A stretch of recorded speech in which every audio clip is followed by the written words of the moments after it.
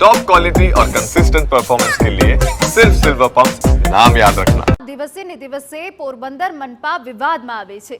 પહેલા સંયુક્ત પાલિકામાં નગરપાલિકામાં વખતે જે કરવેરા હતા તેનાથી 3 ગણા કરવેરા મનપા બન્યા બાદ વધારી દેવાયા। અચાનક કરવેરા વધતા નગરજનોમાં રોષ ફેલાયો અને હજારો બાંધા અરજીઓ સામે આવી। કરવેરાના વધારા સામે વિરોધ વધતા સત્તાધીશોના પગ તળે રેલો આવ્યો અને ધારાસભ્ય અર્જુન મોઢવાડિયાએ રવિવારે રજાના દિવસે મનપા કચેરી ખોલાવીને નવા કરવેરા સ્થગિત કરવાની જાહેરાત કરી।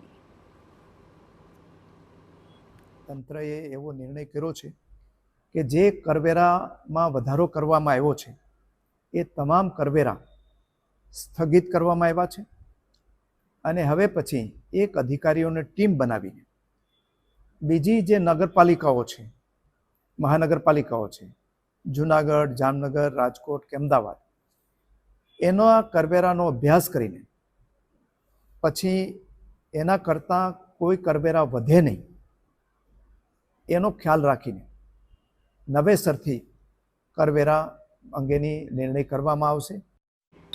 હવે ઉતાવળે અર્જુન મોઢવાડિયાએ કરવેરા સ્થગિત કરવાની જાહેરાત તો કરી દીધી, પરંતુ કરવેરા સ્થગિત કરવા માટેની હજુ દરખાસ્ત આપવામાં નથી આવી। કરવેરા ભરવા આવતા નાગરિકો કહે છે કે મનપાએ કરવેરા સ્થગિત કરવાની જાહેરાત તો કરી દીધી, પરંતુ તેનો અમલ નથી થયો। કરદાતાઓએ હજુ વધુ વેરો જ ભરવો પડે છે। તંત્ર કહે છે કે નવો વેરો નક્કી થાય ત્યારે વધારાની રકમ કરદાતાને રિફંડ કરાશે, તો બીજી તરફ કરદાતાઓ જ્યાં સુધી નિર્ણય ન થાય ત્યાં સુધી વધુ રકમ ભરવા મજબૂર। નગરપાલિકા સાહેબ મહાનગરપાલિકા બન્યું છે પણ પબ્લિકને ખૂબ ત્રાસ છે અને જૂના વેરામાં મારે 2108 આવતો હતો જૂનો વેરો ને મેં વાંધા અરજી દીધી છતાંય મને 3916 રૂપિયા આવેલ છે। તો એ પછી કે રિફંડ કરી દઉં તો નાના માણસોના પૈસા બ્લોક થઈ જાય છે, તો લતામાં કોઈ વારવા આવતું નથી, તો આ ન્યાય ક્યાંનો? એક તરફ કરવેરા સ્થગિત કરવાની વાત તંત્ર કરે છે। મનપા કમિશનરે પણ કહ્યું કે વધારેલો વેરો રદ કરવામાં આવ્યો છે અને રાજ્યની વિવિધ મહાનગરપાલિકાના કરમાળખાનો અભ્યાસ કર્યા બાદ નવો કરવેરો જાહેર કરાશે। મનપા કમિશનરનો દાવો છે કે કરવેરો સ્થગિત કરવાનો સૈદ્ધાંતિક નિર્ણય લેવાયો છે। હવે સરકારમાં દરખાસ્ત મૂકવામાં આવશે।